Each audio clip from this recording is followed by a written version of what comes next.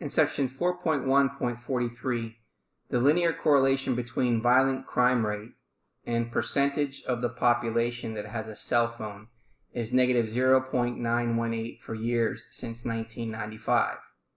Do you believe that increasing the percentage of the population that has a cell phone will decrease the violent crime rate? What might be a lurking variable between percentage of the population with a cell phone and violent crime rate?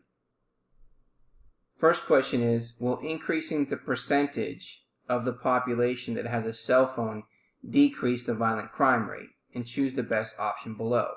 Well, before we answer no or yes, which is already given there, a lurking variable is a variable that is not included as an explanatory variable or a response variable in an analysis, but can affect the interpretation of relationships between variables.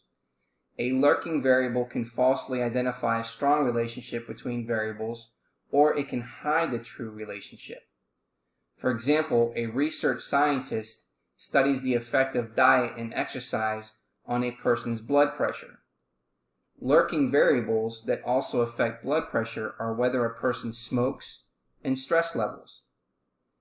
In statistical models, the error term explains lurking variables that affect the process.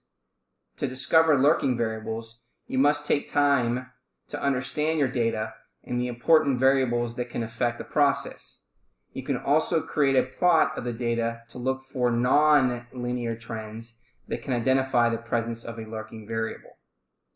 So in this question, the answer is no, since there is a lurking variable between the percentage of the population with a cell phone and the violent crime rate. The two variables' correlation does not imply causation.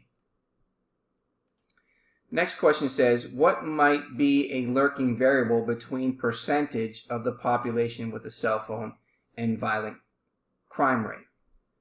Well, for police, while the police may be able to keep crime rate low, they have no direct impact on the population owning cell phones.